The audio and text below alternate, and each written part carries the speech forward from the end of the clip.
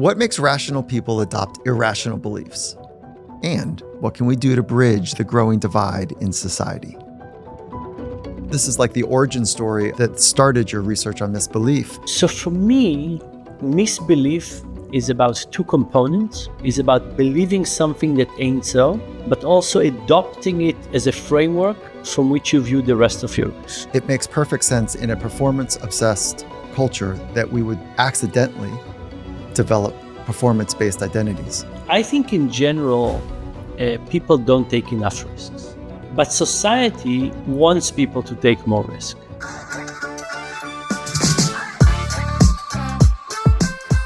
Dan, welcome to the Finding Mastery podcast.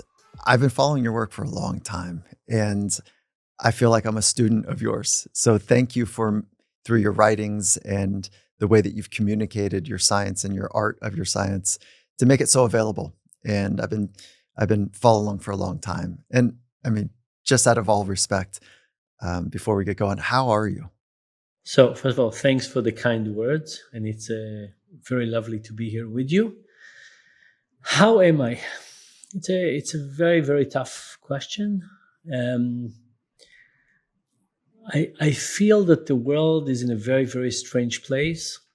And I feel that my little corner is kind of safe and wonderful. I'm writing a second kids book. I'm helping to write a TV show loosely based on my life for NBC. I have this kind of creative energy, but then I look at the world at large. I'm currently in Israel. What's happening in Gaza, what's happening in the north, what's happening with Iran, politically. COVID was a very tough period for me. As you know, I was, people thought I was helping to bring around COVID. So it's been, it feels to me that the world is out of whack, and and I'm waiting for it to come back to some sensibility. So I have this duality that when I stay in my little corner and I think about my little projects and my research, I'm very happy.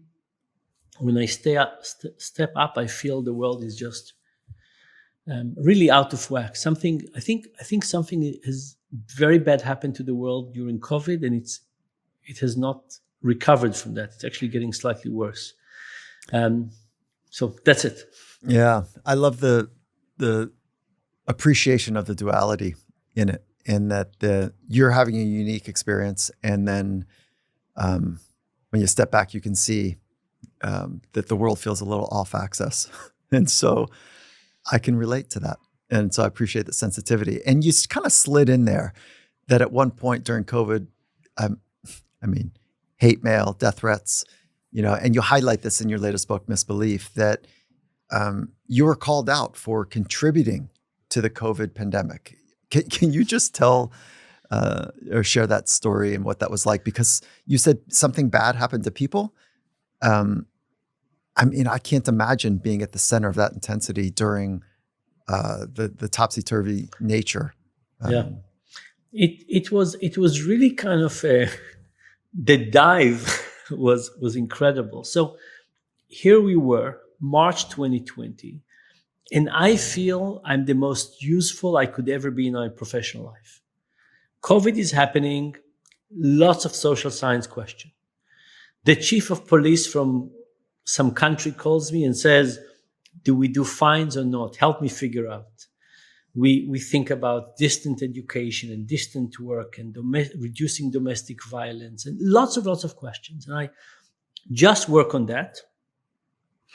And all of a sudden, in one day, I learn that I'm really, really hated by a group of people. That there's a group of people who think that that I'm a monster. And they burn my books, and they issue me death threats. And my first instinct is to try and fix that, is to call them and talk to them. And I spend a month just trying to explain myself, failing completely, miserably. Oh, Their story was already baked. That's right. That's right. Oh my God. Yeah. And it's one thing to come to somebody and they say, "Oh, I believe in X, I believe in Y." But when somebody tells you that they're expert on you, on me, and I say, but no, it's not true. But after about a month of failing, I decided to study this phenomena. It became so important to me. And then I spent the next 2 years kind of in the dens of misinformation online. And it was very, very tough journey. I think fantastically interesting as well. I think very telling about our time. And this book is really an attempt to understand the psychology. It's about the question of how do we take kind, wonderful, thoughtful, creative people, and what happens to them that they start adopting this alternative narrative, and what can we do about it, and what it means for society. But was very taxing. Terrible nightmares, hard to focus, very, very taxing experience. And can you give a concrete example of what a misbelief is? So for me, misbelief is about two components.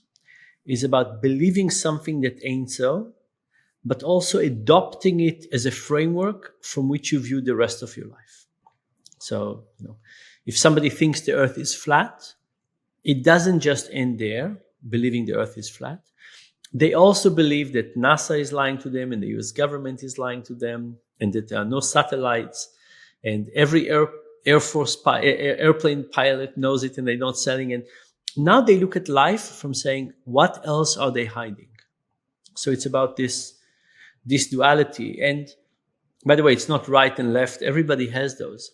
But it's about adopting these things as a framework from which to view life. And then trust just erodes from there. And that's one of the reasons why it's so dangerous for society. And you had to kind of bridge the two, you had a group of people who were misbelieving something about you. That's and right. The misbelief was that you were actually one at the epicenter of releasing COVID-19 and kind of bringing it forward and part of the grand conspiracy of why people are being shut down and shut out of work. Yeah, they thought I was the chief consciousness architect.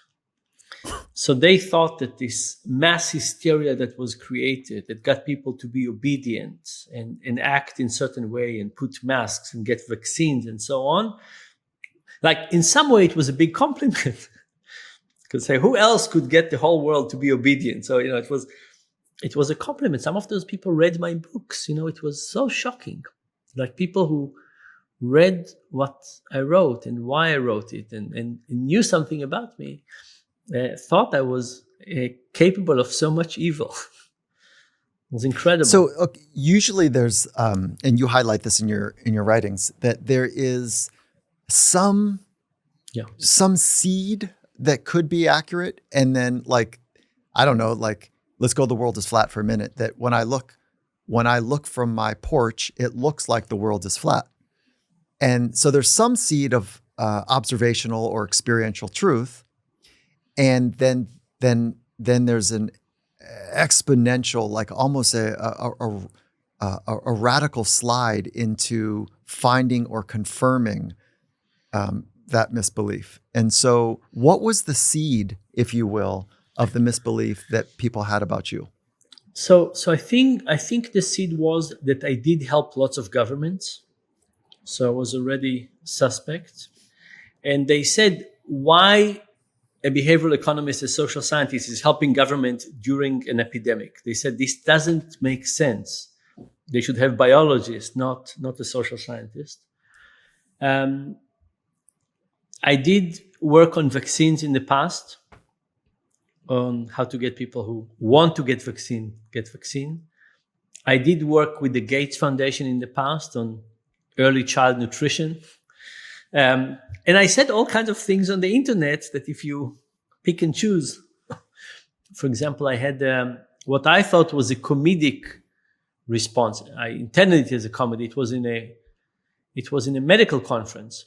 when they asked people to come up with creative solution to reduce healthcare costs. And I took you remember Jonathan Swift? He had this essay called A Modest Proposal.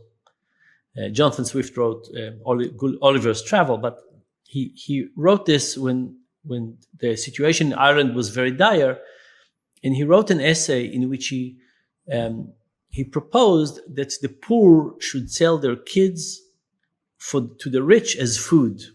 And he talked about how to cook kids and at what age to sell them. And of course, it was satire, terrible. But anyway, it's called the modest proposal. So people said about health, I gave what I thought was comedic. I said, health is about supply and demand. The system is able to give this, people want this, and everybody's thinking about how can this system give more. I said, why not think about how people would demand less? So I said, let's encourage smoking. People would be less expensive. I said, let's slow ambulances. Anyway, I gave all kind of funny proposals. But anyway, you can imagine how in the wrong hands you can edit this, even though it's taken from a site that says this was said in humor and everybody laughed. Anyway, so people connected the dots. And at some point, I became a social currency. At some point, if somebody from that group didn't feel like they're getting enough attention, they would make something new about me, and they would get huge wave of new excitement. There's a wildfire that catches, and it just, the internet can flame that progression, which is wonderful in some ways. And obviously when it's, I don't know, hate and vitriol connected to you, it's a whole different thing. And again, it's one thing for me to read about it, and I have not been on that side of it, so I don't really have a framework. The smallest framework I would have was if, like, I don't know, maybe in high school or something, if the whole school turned against me, like something like that. But so I think this is like the origin story of your findings from that started your research on misbelief. And what's the takeaway? I do want to make this available for the listener who really is saying, okay, well, that's great, but how does that relate to me? Yeah. And I think you've got a lot to offer here. Yeah. So first of all, I think that if somebody asked us 5 years ago, what are the big problems that are facing humanity, I don't think misbelief and mistrust would have been there. We would have made our own list, but it would have been there. I think now it's one of the top, maybe the top. And the reason is that unless we can agree, we can't work together toward anything.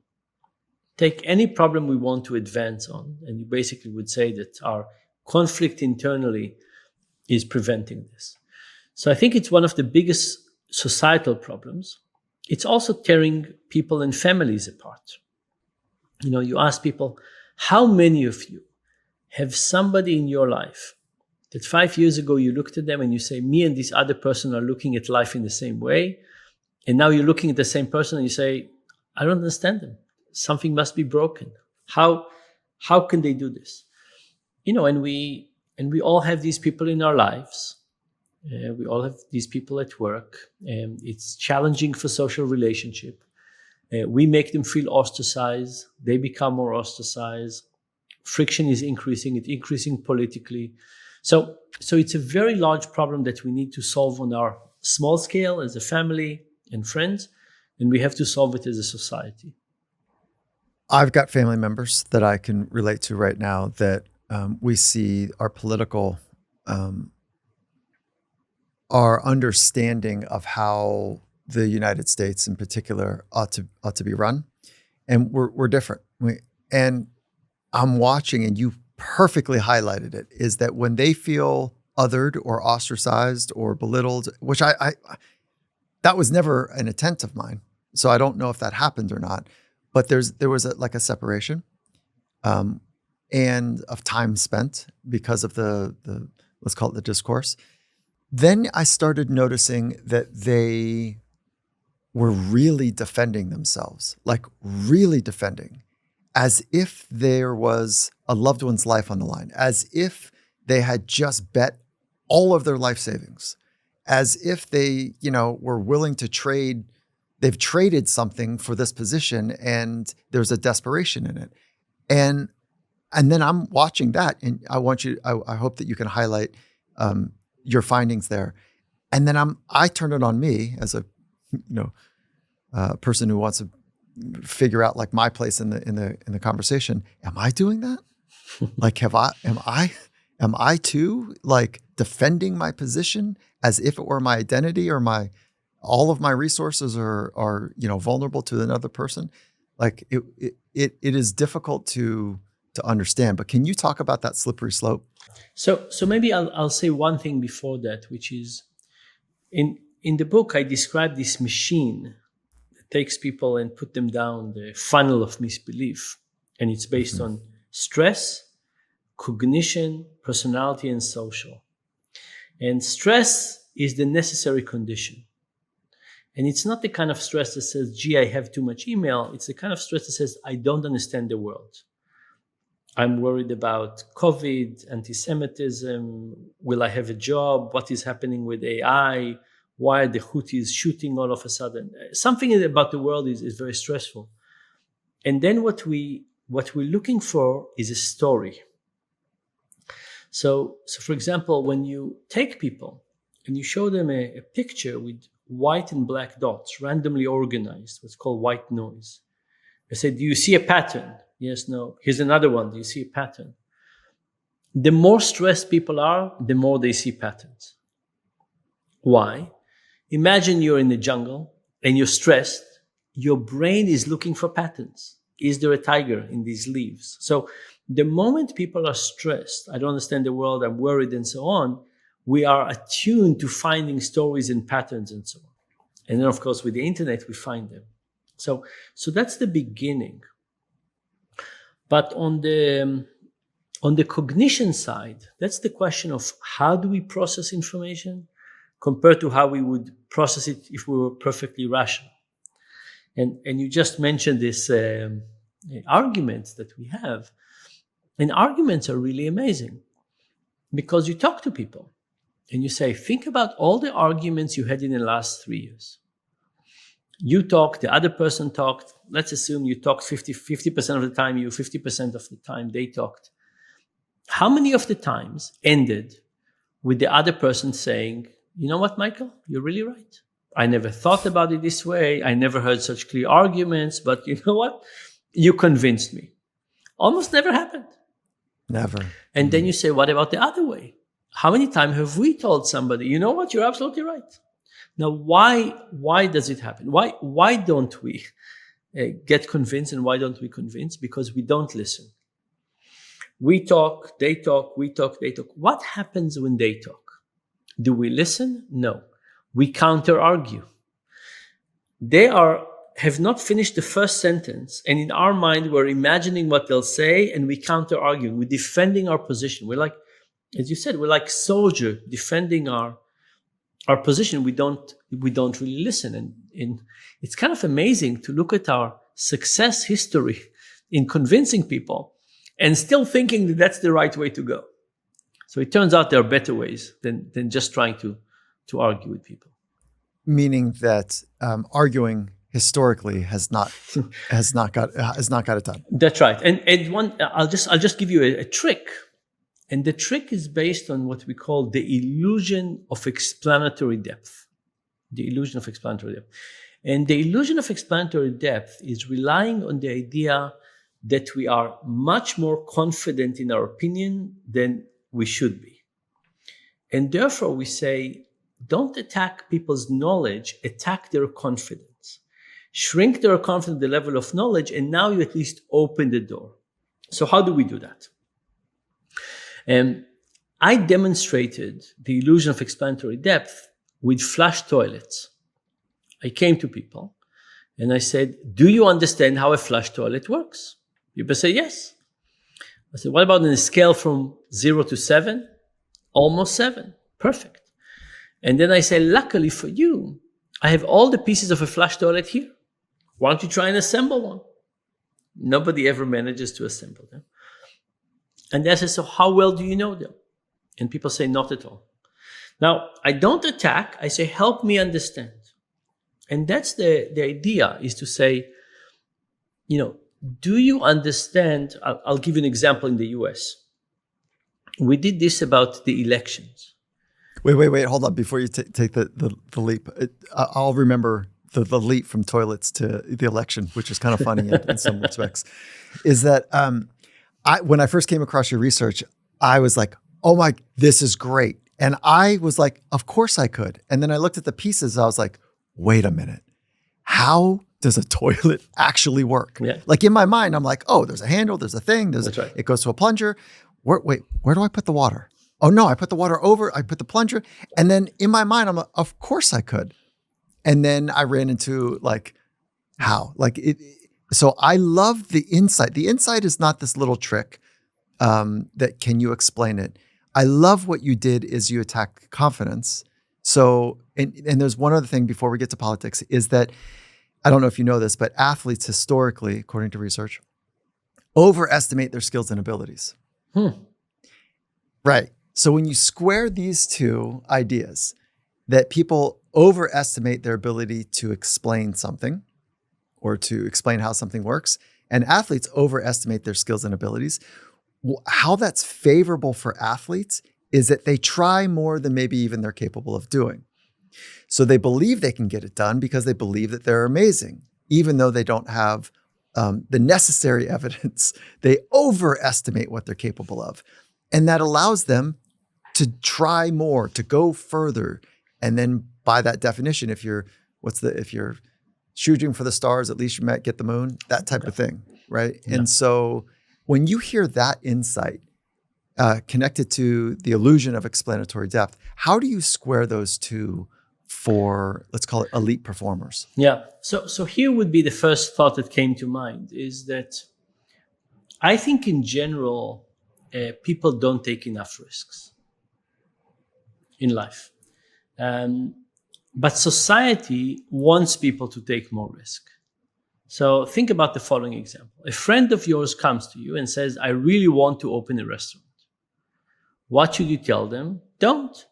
Most restaurants fail. People lose lots of money. Put your money in S&P 500. Don't open a restaurant. But how much would you like to live in a city where no new restaurant gets open? Not so much. For the individual, a risk is not worth it. For society, it's incredibly important. The same thing is true about startups. Many startups fail. But VCs come to startup and say, we'll give you money so you'll have more willingness to take risk. We know that with your own money, you'll not take enough risk. So take our money and risk it because we want you to take risk. Risk eventually is very good for society. We invent, we try, and so on. So I think that overconfidence, I don't think you want everybody to be overconfident, but I think for people who are incredibly talented and can really create new domains, we want them to take risks. We want them to try things. Now, I don't want anybody to die or stuff like that, but we want people to try things. And let's say you say, they'll succeed in a very small percentage. For society, it's great. We discover something new, right? A new ability, a new skill, a new approach, and so on. By the way, as I was describing in the beginning kind of my troubles during COVID, the death threats and so on, to myself, I think of it as my Mount Everest. And tell me if you think I'm not that good in sports, but tell me if you think it's kind of a good metaphor. It was painful and difficult. I got bruised and injured. It was terrible. But I also think I've learned something substantial. And I'm imagining that people who climb Everest are kind of in the same way. They get injured and bruised and they suffer. And it's not that they enjoy the process. It's not that they, laugh or smile during the process, but at the end of the day, they feel they've done something that is incredibly worthwhile. But it was not pleasurable in the sense of what we will think of as pleasure. So what do you think of this is kind of an intellectual Mount Everest? Is that kind of a good metaphor? I think it holds up well. There's two things that you would probably need to square with. One is people are not forced to climb Mount Everest, which so they elect to do it. Yeah. You didn't have an election in the process or a vote that this was going to happen. So there is that readiness or priming to do something difficult, and that you were not afforded. So in some respects, it might be harder than Everest. The second is that you didn't articulate that I think probably is part of it, is that when people come down from Everest, and you're exactly on, that when you come down from a dangerous event, it's not pleasurable. It's actually quite hard and difficult, and there is risk along the way. That it is very, very difficult to do this second piece, not only physically get down, but to explain what you saw, what you smelt, what you felt, what you experienced. It's very difficult to try to explain that to somebody who has not been at a base camp and looked up, or certainly somebody who hasn't, even thought about doing that. So it's a very difficult thing. There's a loneliness that comes alongside of it, which you didn't capture. And then actually, as I'm talking, there's a third variable, which I'd like to get your take on, is that when somebody is doing something that's difficult or hard or risky, let's call it Everest, or I spent about 10 years working with people in the backcountry and adventure sports doing things that if they make mistakes, they or a loved one would die. That, let's just make it more concrete, like base jumping. That when everybody recognizes that base jumping is risky and dangerous. And then as soon as a loved one dies or somebody in the community dies, everybody, that's too big of a word probably, but most people go, oh man, how? Wait, what happened? Oh, she made that choice or he made that choice. Oh, I see why I wouldn't have done that. Or, man, I could have made that same thing. This is tragic. Okay, so there's an experience around it where they're trying to see themselves as part of the narrative. And then this is the really tricky piece, is that it affirms the danger. And it affirms the just how radical their lives are. And it fuels the progression to go further. It fuels risk. It fuels an identity of the group that has survived. It's not that they want the person to die, but there's this almost second arrow that takes place where it is energizing giving. And it's a very complicated thing. If you haven't been in that experience, maybe like your experience, where you go, right, life is pretty fragile. Your psychological safety is more fragile than you think.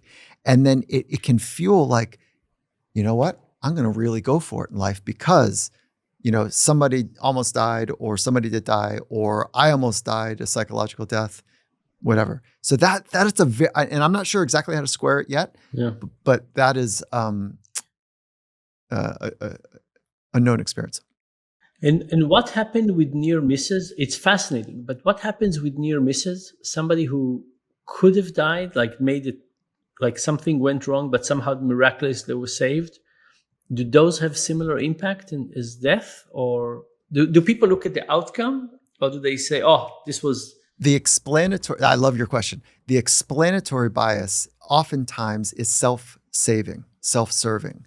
So if that person almost dies, they will confirm a narrative about the person. They say, "Yeah, but Joey or Johnny or Susie, she's kind of dangerous now. That makes sense. Like she's kind of sloppy." So that saves their discernment on how to survive in dangerous environments. And or if they really respect that person, it'll over-rotate to themselves. So if they really think that person is highly skilled, takes the right risks, is a true pro, and that's how they see that person, they will over-rotate to themselves and under-risk going in the future, which creates a hesitation, which is incredibly dangerous. So there's two ways it goes. Yeah, very interesting. Yeah, Yeah. I think that's the way, extreme athletes think about risk and take risk is a really interesting, um, way to study risk, because Yeah. they do get lots of experience of taking risk and getting feedback. Mostly feedback. They're better. You didn't die. They're better at You it. didn't die. You That's didn't right. die. You didn't die. You didn't die. That's right. They're better at it. Yeah. We did some, I think you'll appreciate this. We did some EEG studies with some of the most physical risk-taking people on the planet. And they had, on average, they had lower cortical arousal, which is interesting. Like their brain and spinal cord activation was just a little bit lower than others. So they almost needed that stimulation to feel alive. The second is their prefrontal cortex, where thinking and judgment and discernment tend to take place, was a little less active just prior to the big thing. And so that would give them, I don't know, maybe the speculation is it would give them a higher tolerance for risk because they're not over-evaluating it, and maybe actually makes them safer. Because what happens to people like you and me is that we get at the edge of the cliff and we tighten up and overthink and hesitate. And then if we are to jump, it's not fluid. Mm-hmm. It's not like, it's not an expert jump. It's like a half-cocked jump. And then we find ourselves like in an even more precarious position on the land. So anyways, there is results showing that well-rehearsed activities like playing tennis, the moment people start thinking about them, they're doing them not as well. That the thinking actually interferes with the activity. But if we try to make connections between misbelief and extreme athletes, my journey through misbelief, I was alone. I didn't have a role model. I didn't have anybody else who, did this alongside with me. But the journey of misbelievers is very social. And they do lots of things for identity. For example, there's a term we call shibolet. And shibolet is a story that comes from the Bible, that two tribes had a very difficult fight. They settled on two sides of the river. And then when they walked around, they wanted to know if the people they meet are from their tribe or from the other tribe. And these two tribes pronounce the name of the plant, shibolet, slightly different. It's a kind of a wheat. So imagine I walk around, I show you the plant, I say, hey, you, how do you call this plant? If you call it the way I call it, we're brothers, we're friends, we're the same tribe. If you call it the way the other tribe calls it, now I know I need to chase you away. And we use the term shibolet now for a discussion that is really about identity and not about the thing it looks like it's about. So when I show you the plant, I say, what's the name of the plant? I don't care about the plant. I'm asking you, which tribe do you belong to? And by the way, if you think about our politicians, you can think about how much of their statements are shibolet. How much of their statements are actually not about the facts. They're about signaling their identity. I believe in X, I believe in Y, look at me, and so on, rather than I believe this is the nature of the world. And it's true for both sides, right? It's true for people on the right, it's true for people on the left. But the need for shibolet is with words, not with athleticism. But if I'm in a group of people and I say run-of-the-mill statements, I don't say anything special. I need to be extreme. I need to say something a little crazy. And now I show, look how good I am. And I'm guessing that the extreme athletes that you work with are kind of in the same way, that they need to increase their riskiness. You can't just do the run-of-the-mill activity. I mean, nothing from what they do is the run-of-the-mill activity, but within the group, once you think about your group identity as an important part, then the pressure to say things that are saying, I need to do something that is more extreme to show my connection to the group, to establish my place in the group, to and so on. So my guess is there you just nailed the center of it. Because with the extreme athletes, the higher the skill and the need to push the envelope, it becomes exponentially riskier. And then they succeed, and they have more skill. They need to keep pushing the envelope, and it's related to their place in the tribe or the community. And that's what's happening in sometimes with misbelievers. And I do want to go from toilets back to the elections, but it's but good with that you the remember. misbelievers, yeah, right. So, but the misbelievers, they've declared something or signaled something. They've got recognition from the subgroup. Yeah. And then to keep their position, they need to signal a little bit more that they have swallowed the blue pill, Yeah. right? They're a blue pill swallower, or they are a flat earther, or they are one of the ones that believe that the left is going to do this, or the woke movement is going to kill us, or the right is going to, become an autocracy or whatever it might be. Yeah. So is that how you're shaping it? Yeah, exactly. So, the toilet thing was saying, let's not argue, help me understand how it works. In the same way, we asked people who thought that the last presidential election in the US was stolen. We said, we're not arguing. Help us understand, how do people count the elections? How do they get tallied? And how do they get stolen? What's the mechanism exactly? And people said, they tried to explain it, and they said, you know what? I don't know. Because everything they tried to explain, it was clear to them that it can't happen this way. There are people who supervise, all kinds of things happen. And when you ask for the details, they say, that doesn't work, and so on.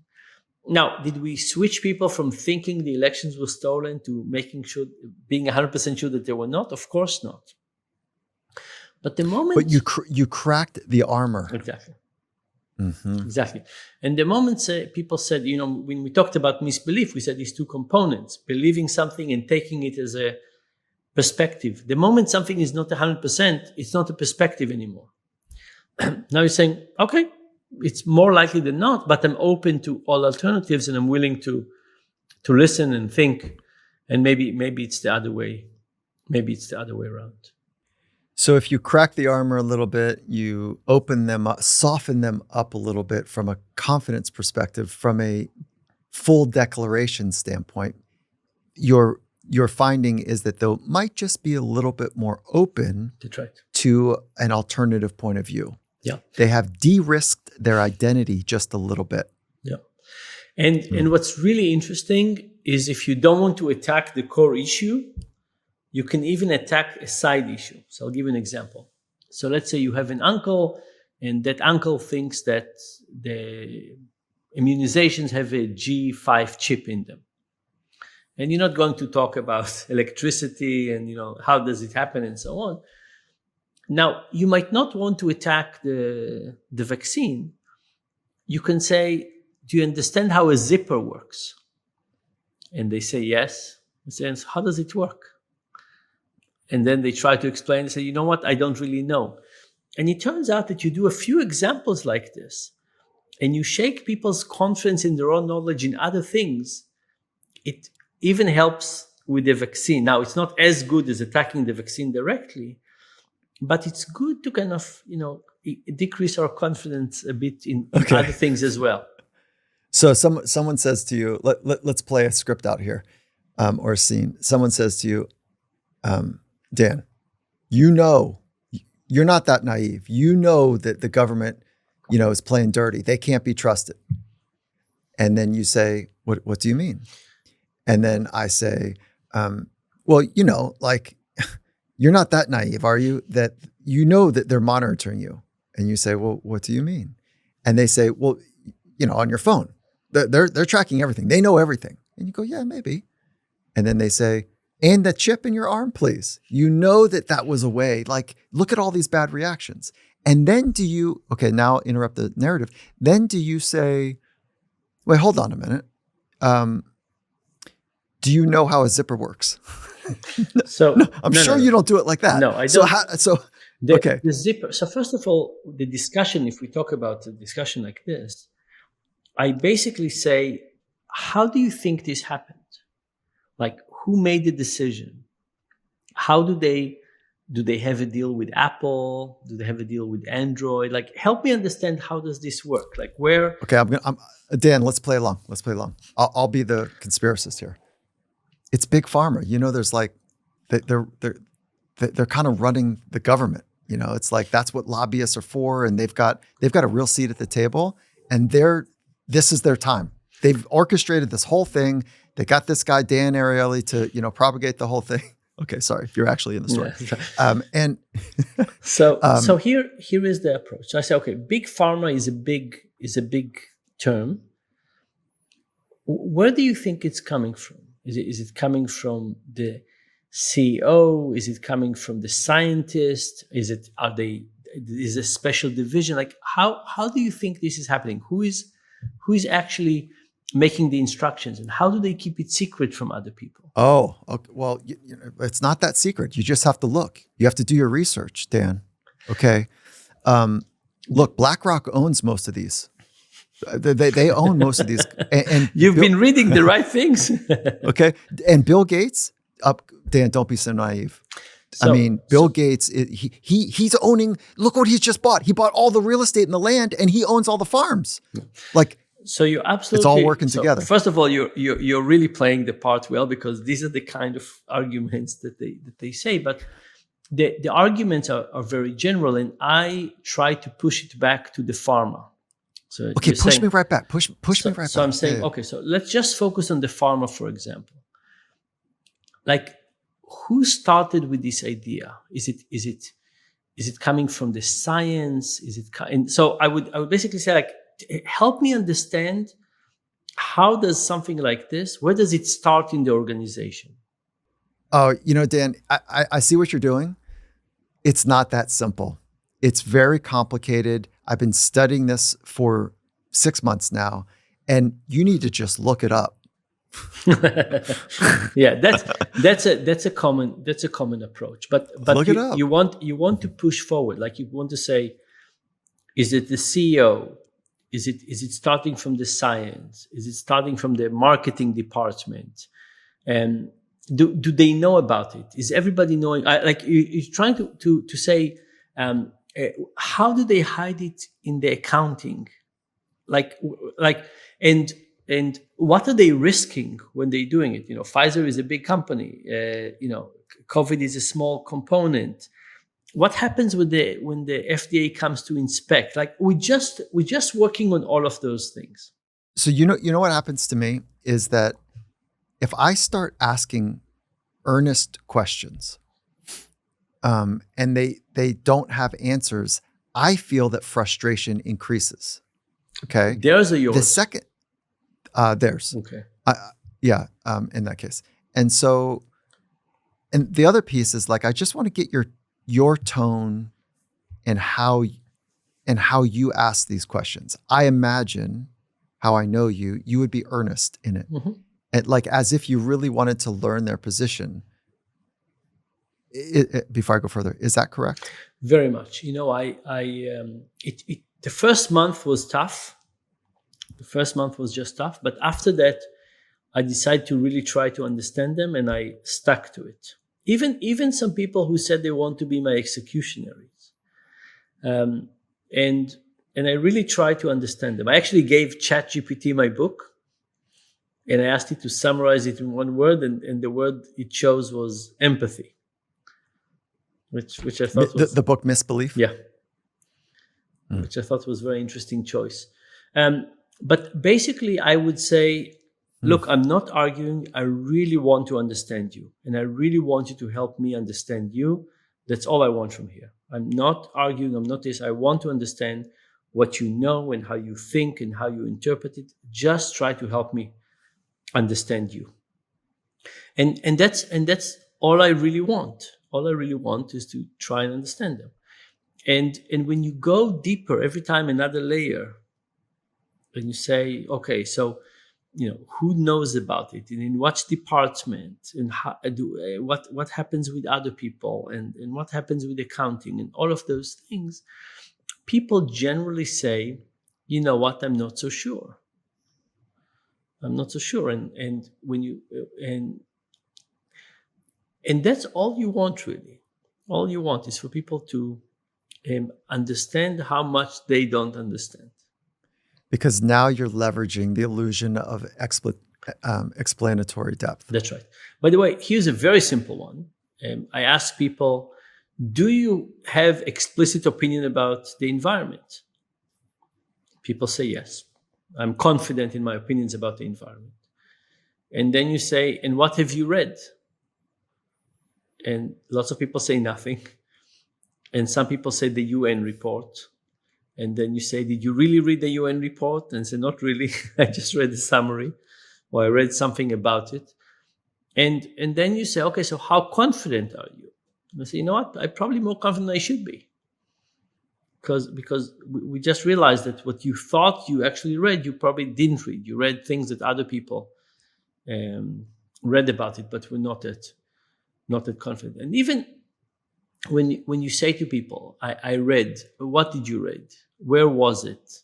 Let's look at it together. I can't tell you with how many people I looked with them at tweets and papers and evidence, and they look at it and they say, you know what, I thought it was a real paper, not this. I thought this was different statistics and so on. Now, it doesn't help all the time, but it's a really good approach. And I'm going to ask you a question of going back to athletes, something it was in my mind earlier. Okay. Yes. So athletes at some point get older and they have to leave, I'm guessing, the profession.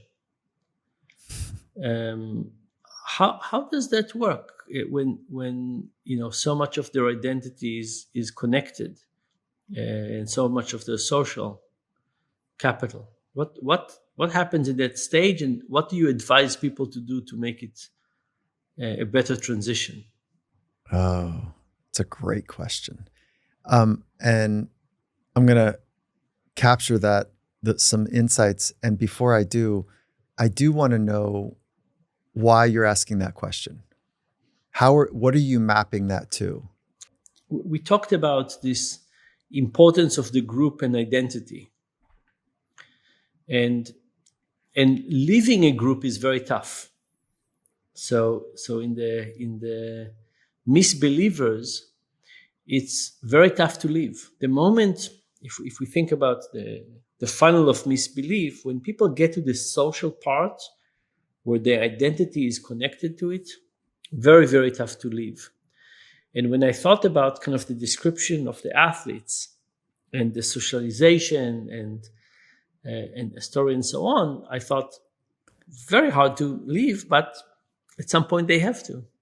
And when they have to leave, it's probably not of choice. It's probably some choice and some being forced to. And I just thought about what a complex connection. Now, we all retire at some point and so on, but retirement is easier because there's a date and everybody knows about it. For them, it probably, I'm guessing it comes earlier. It's not an arbitrary age. It's about fit. I mean, so just looks to me like one of the hardest. It's almost like a funeral. My imagination was that it's kind of like a funeral, that somebody is leaving something that so much of their identity is connected to it. So I love the question and the thoughtfulness. So here's a couple insights that I think you'll appreciate. One is we live in the West in a performance-obsessed and outcome-obsessed world. And it makes perfect sense if the culture has a value proposition. From a very early age, it is the broth of the soup that we're building of identity.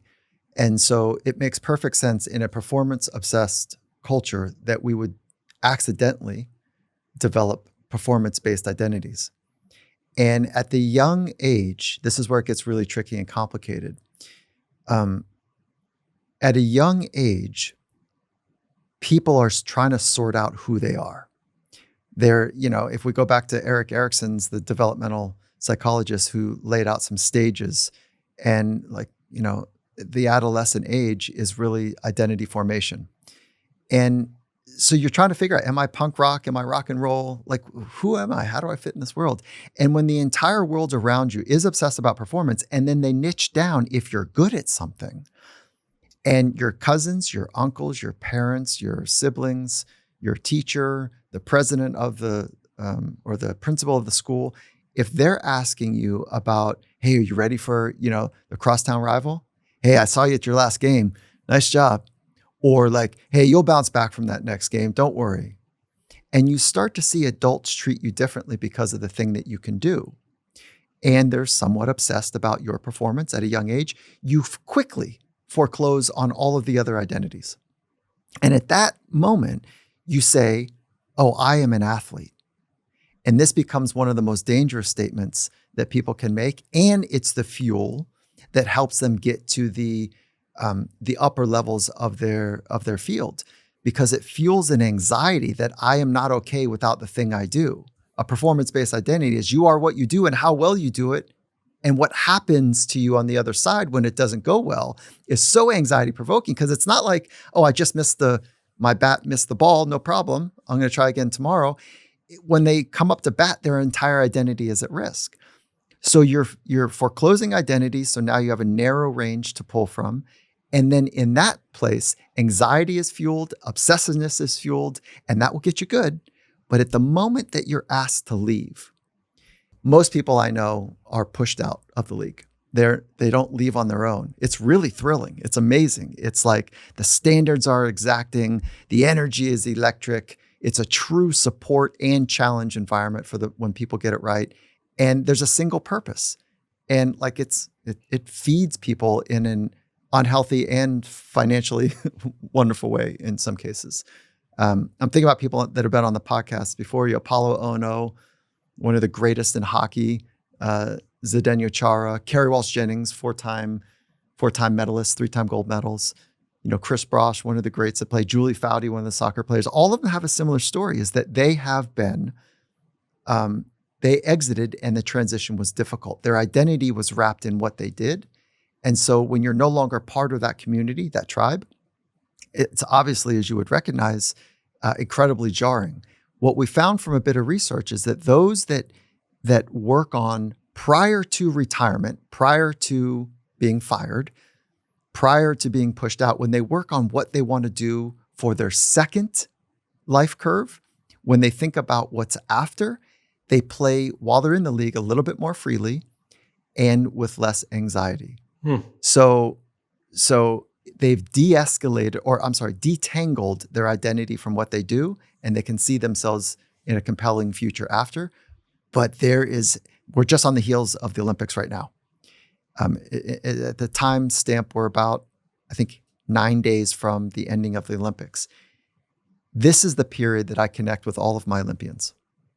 Right now, in this next, I don't know, call it 2 more weeks, because there is a real dark hole that people fall into, even healthy people, because it is so electric and so wonderful, and so much of it is fueling that when the circus leaves town, there's trampled grass and trash left all over the lawn, that there's a blues or a depression that takes place. This is a very, very difficult thing to do. The danger is that you chip all in, and the risk is that's what's required to know what you're capable of. If you don't chip in and you don't take risks, to your first point of this conversation, you never really know what you're capable of. This shows up in love relationships, in intimate relationships. If you don't really risk your emotional self to another person, you'll never know deep love. If you don't really risk the vulnerability of going for it in your sport or your craft of choice, whether it's business included, you'll never really know what you're capable of. So these intrepid performers risk it all. And we clap and we tear them down, and we have very little appreciation for what it takes, because most of us play it safe and small. And I recognize I'm on a soapbox right now. And I just thank you for asking me this question. One more quick question. If somebody came to you for advice and say, I have a kid, they want to be a gymnast, I think they could be number 1,000 in the world. Amazing, but number 1,000. Should they go for it or not? They'll never be above 1,000. The most they can aim for is 1,000. So should they go for it or not? What would you say? It's a cool question. I'll answer it with a story, and then I'll answer it concretely. This was early in my career, and when I was a gymnast came in, she was somewhere between 3 and 10 in the world, and her mom came in. They flew in from Texas to see me. I'm based out of California, and they're really hopeful that she could unlock something because she was really struggling on the beam in particular. And so I said, great, happy to meet with you. Thank you for coming. And I sat with this just brilliant, bright-eyed 12-year-old, 13, somewhere in that range. And it was obvious, Dan, that she was struggling from OCD, like pretty radically, but it was all facilitated toward the beam. She wasn't flipping light switches. She was just obsessive about the beam, about being perfect on the beam. And so I said, oh, I see what's going on. Brought mom back in. And I said, and I asked the gymnast to go in the waiting room, and I said, Mom, I see it. I said, I think this is not that complicated. I think I have a plan that I'm formulating in my mind. And I talked about the OCD, and I said, here's the thing though, is that I'm not sure how much of her OCD is facilitating her being one of the best in the world. So if we take the OCD out, I'm not sure that she will be at the same level of performance. And Mom said, oh, so wait, you think that she has OCD? I said, yes, but I need to confirm it more and da-da-da. But yes, that's where it's showing up. And she says, and you can help that. And I said, yeah, I think so. And she says, right, but if we take that away, she might not be great. And I said, correct. It's an unknown. She said, oh, thank you so much. Thank you so much. And she says, that'll be enough for us today. So when you ask that question, if somebody could be thousands, would you recommend it? I just want to go and highlight kind of the insanity of the question of, do you think my child can be number one? Because the washout, if you knew what I knew about the insanity that goes into being the best in the world, and the washout of the 99.5% of people that don't understand that, that realization, it is tragic. Now, if you were to ask me, back to your core question, number 1000s, I'd say my framing is mastery of self through craft. So the craft is not that interesting. It's mastery of self that is a lifelong pursuit. So right now we're choosing gymnastics.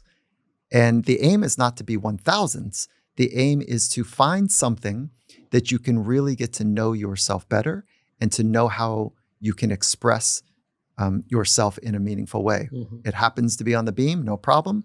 But when you learn the inner disciplines later in life, it might be in writing, it might be in therapy, it might be in relationships, it might be in venture capital, whatever it might be. Mastery of self through mastery of craft. And I would also want to know, do you enjoy? Do they enjoy it? And can you truly support your child and challenge them and unconditionally love them? That's what I would ask. Yeah. So that brings me to another question. So we're switching topics now. Dan, like I came here to be at your knee and to learn from you. Like no, but this might actually be an interesting way to think about doing something together. So I have been thinking a lot about all of these tasks that we ask people to do, and they're just miserable. So I'm talking about regular people. We say, look, eating well, it's just not that tasty, but you have to do it, and you have to do it for life. Exercising, not that much fun, but you have to do it. Not texting and driving, it's more fun to text and drive, but you have to. There's so many, sleep on time. Take your medication. Don't drink. We basically tell people that to live well is going to be miserable, but they have to do it, and they have to do it forever. And it gets worse for people with diabetes. When you say being diabetic is terrible, fun is all sugar, but you just have to be miserable, and you have to do it all the time, and that's obviously not a very good strategy. So I started talking to some people who are very good at what they do. I started talking to concert pianists, actors, and some runners. And I've tried to kind of get from them a sense of where they find joy. And I don't mean bursting laughing, but I mean a sense of satisfaction and so on. And first of all, it's very clear that lots of people get joy from something like tennis. And I think that the reason is there's feedback. It's not so much about the competition, it's the feedback. You aim here, it comes here, you try harder. There's a feedback mechanism. I think that yoga, because it's so slow, people get some feedback from proprioception, for the sense of where their body is. But I think that in most things, we haven't found where joy is coming from. And I suspect it can come from a sense of improvement. And what the pianists said were very interesting. They said that they make tiny variations. And the actor said the same thing. The actor was interesting. The actor said that he plays at two levels. The level that he acts, and another level in which he notices how he acts. He makes small adjustments and observe the audience reaction to those changes. So that makes the whole thing much more gameful and interesting, because now he can slide different pauses. And the pianist said the same thing. They said that they make tiny changes that probably nobody who is them can almost notice. But for them, that's the source of enjoyment. So they said when you start playing a new symphony, there's a joy of learning, improving. But then when they get flat, it's the joy of playing games and trying new things. So anyway, so now we're getting to what's my question to you. You said joy.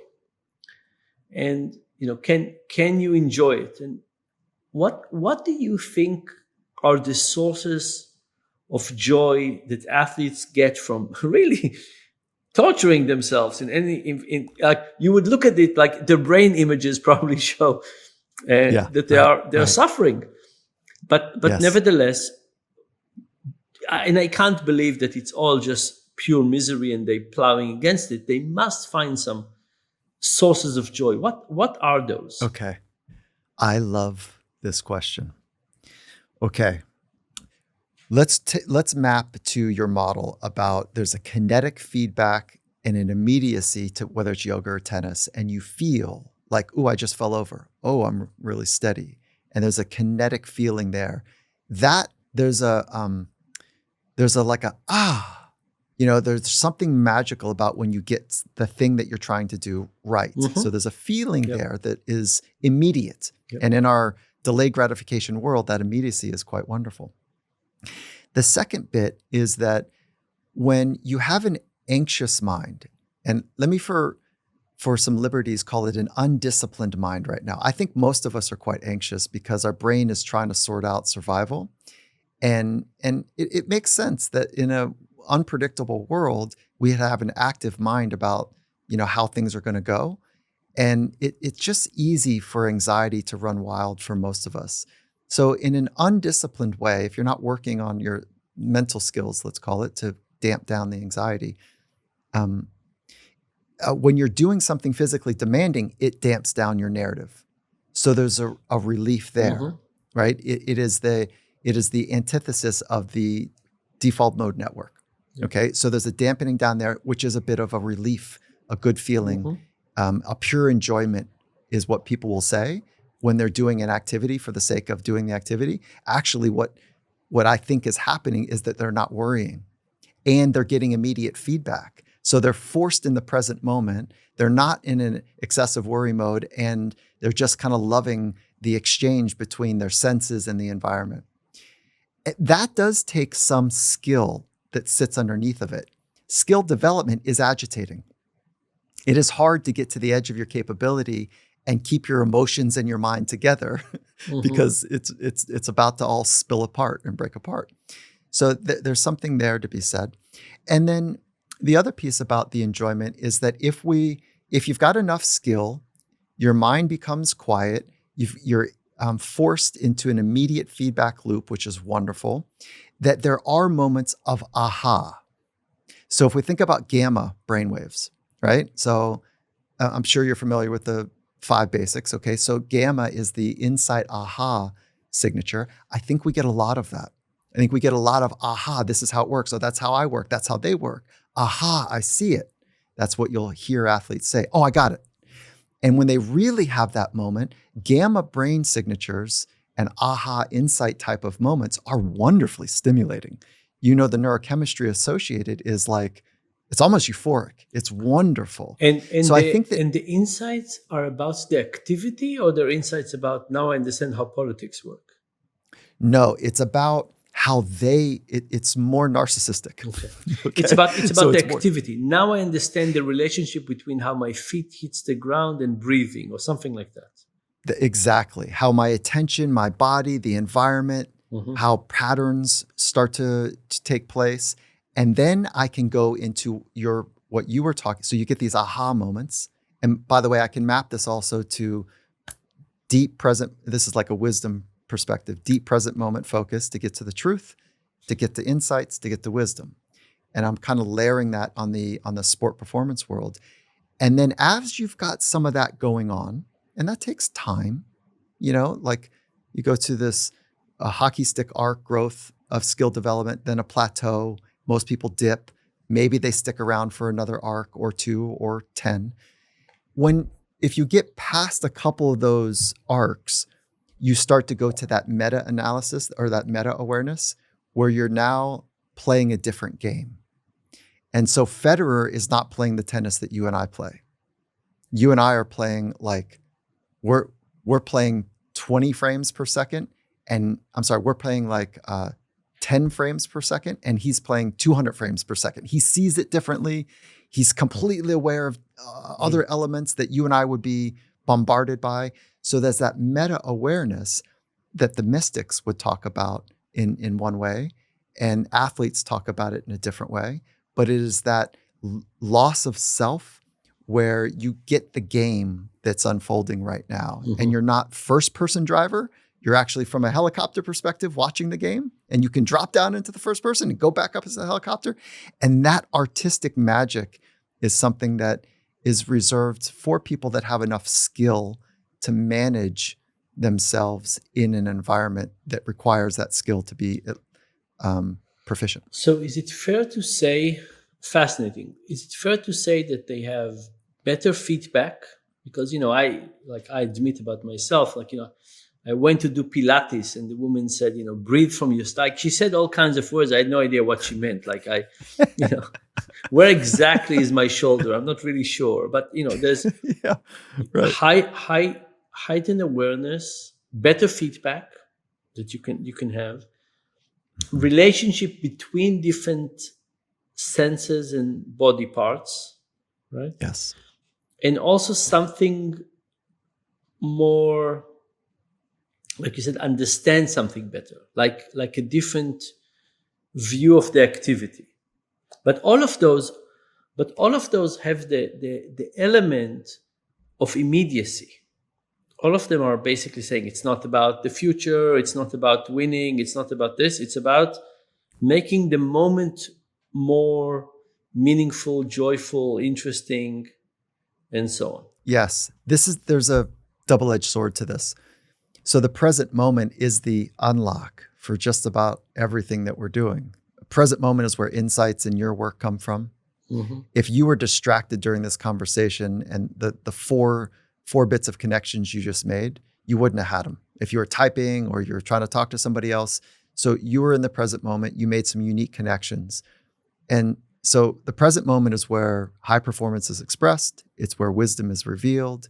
It's where insights take place. It's where all the amazing parts of life happen. So what electric or kinetic environments do is they force you to be in the present moment, whether that's danger or it's something more stimulating that you want, like a tennis match, or it's an intense conversation or wonderful conversation like this. It forces us to be in the present moment. And so that is the immediacy. Here's the double-edged sword, or the gift of the immediacy. The double-edged sword is that you're well practiced of being here, but maybe not thinking about long-term. So when you get a check for your first check in the NFL, maybe it's like $30,000 for, the month or the week. Minimum wage in the NFL, which stands for not for long, to our early part of our conversation. minimum wage is like $600,000. And so if you break that up amongst 8 paychecks, they're big paychecks. And so if they're good at being immediate, then there's also the good of not thinking about long term. 87%, according to one bit of research, of people in the NFL are broke or divorced or both at the end of their retirement. Yeah.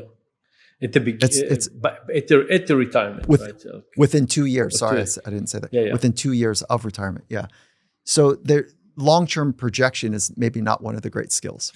So do you think that, we all have these measurement things like the quantified self and so on, but maybe the whole approach is wrong. Maybe what these quantified self should do is to help people guide them toward these moments.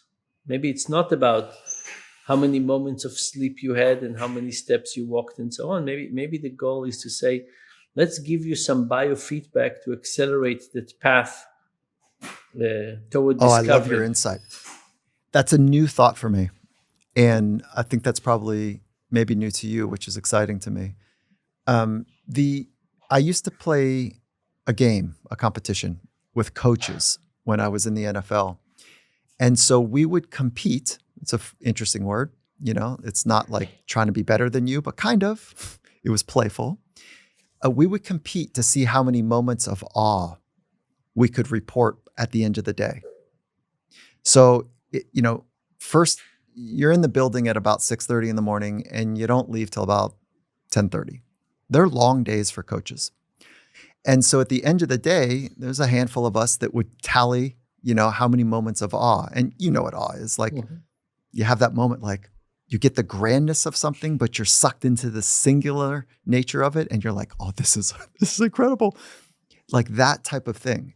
And in some respects, we were playing that competition game, not having the sophistication of your thought, that maybe that's what the design is really about. And if you're tired and overwhelmed or anxious or frustrated or irritated, awe is not part of the experience. Yeah. And the reason I'm thinking about this is the question is really, what lessons can we take from athletes who were able to found somebody like these concert pianists who were able to find joy in this grueling activity of playing 8 hours a day? Is there something from there that we can make, broccoli better? Kind of mundane, but get people to exercise, eat better, do all of those things. Do you think that they say they sacrificed or they didn't sacrifice? I didn't ask it, but I don't think they said they would. I don't think they feel they sacrificed. I mean, That's right. They have these, there are things they have to say, like you have to say you sacrificed. But that's exactly right. But I don't think they feel they've sacrificed. I think they feel that they're kind of their true self. That's it. Yeah. And so, but it gets confusing to the public because they hear you have to sacrifice, that you have to not go to prom and go to the gym or go to a tournament or something. There's a lot that you miss, but they're making choices for the most part about what they really want. So what are one of the insights that elite athletes can teach us is that purpose tends to be pretty clear, but it's not the grand life purpose. It's more goal clarity. And that clarity of goal extended over time can feel like a purpose, but it's not until you really open it up with them where they take a goal and then be part of something larger, which is what purpose would require, do they start to really accelerate in both skill and internal growth. So there's some advantages of how they design their life where most of us have not made fundamental commitments in their life. Yeah. Marriage. But again, 50% divorce in the US or better than. So it's not really a fundamental commitment. We change jobs. How many times do we change jobs? So it's happening. It's happening a lot. Yeah, no question. Yeah. Sorry, I'm just switching. I'm just kind of randomly, but from all the sports what do you think are the ones that are the easiest and the hardest to find joy in? Like riding I horses don't know. seems to be addictive. Which one is addictive? Riding horses. Oh, that's funny. It's a I think there's a connection there that's unique to every other sport between two mammals Yeah. that is unique, where Yeah. one can't really talk, but they communicate. I want to think about that with you. I think it's a really good question. you look at the Olympics and you say, what are the ones that people have to try harder, and what are the ones that you just can't not practice?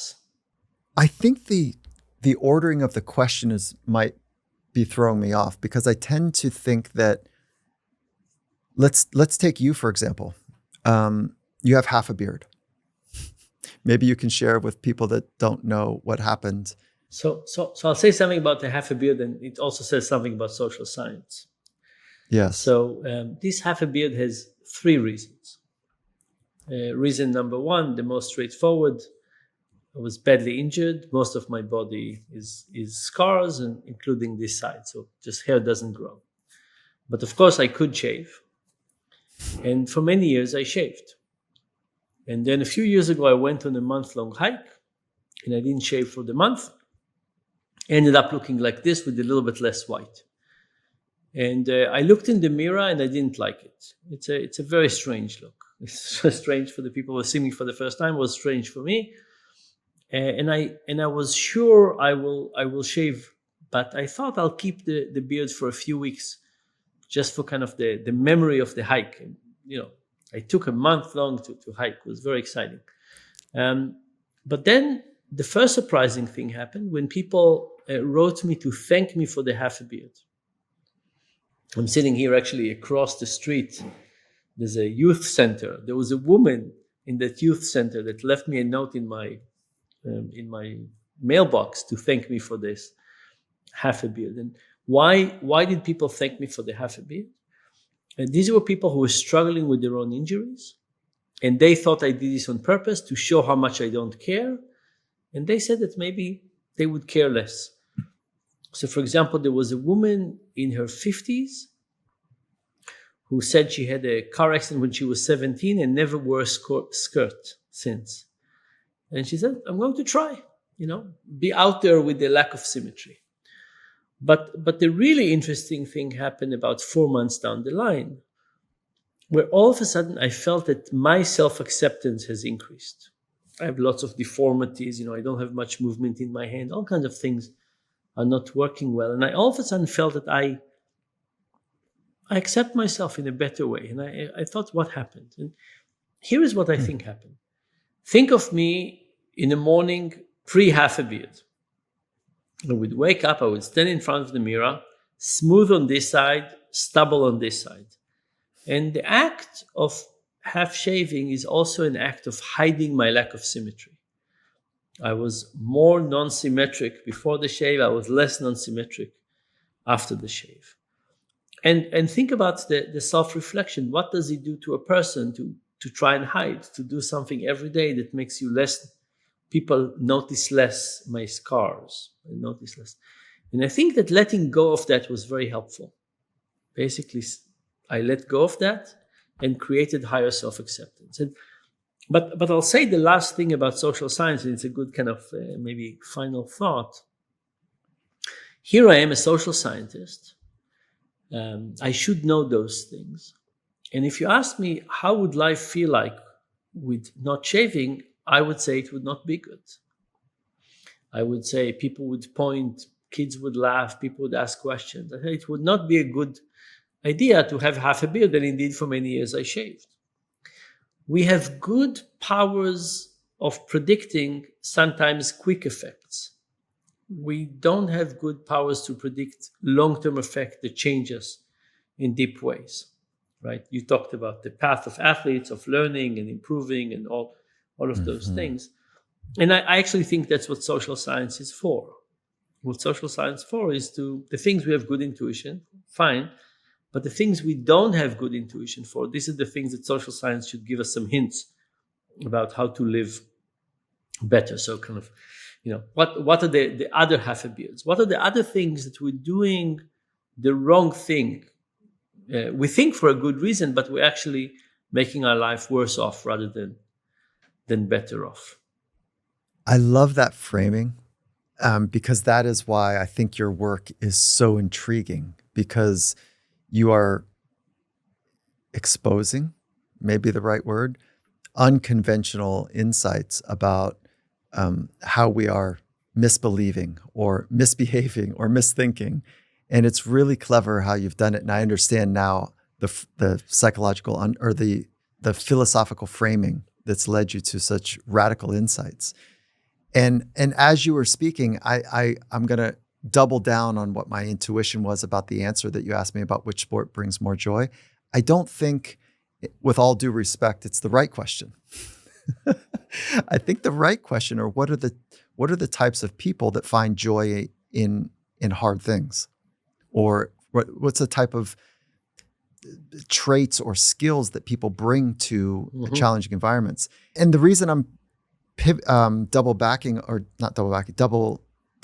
on it is that you are working from the inside out, and it's not from like what other people are necessarily giving you, but it's the commitment to be true to yourself and try to work in ways that feel organically to you. And I think that that's what shows up in sport as well. Some people are in, let's call it rowing. We just had the Sinkovich brothers on, which they had won 4 gold medals, I think, or 3 gold medals over the last 3 Olympics in doubles rowing.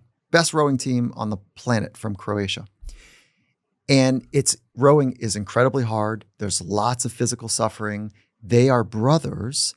And what they end up talking about is that they are rowing to have to enjoy life, to have happiness in life, not just to win gold medals, but they're connected to, their potential. They're connected to their family members. They're doing hard things to you. They know trust better. So I think it's something from the inside, not necessarily the environment. But of course, I do want to explore it with you because there's probably a unique intersection between the two that would be illuminating. Very good. We haven't talked about lots of things, or hopefully we'll find another time. I would love to do that with you, Dan. Thank you for your brilliance, your body of work. Thank you for merging, economics and psychology and behavior, all kind of intertwined in fascinating ways. And I've spoken more in this conversation than I hoped to, but I've learned a lot from you in the way that you designed it. It's been very enjoyable. So thank you so much, and stay in touch. Thank you, Dan. Yes, all my best. Come on.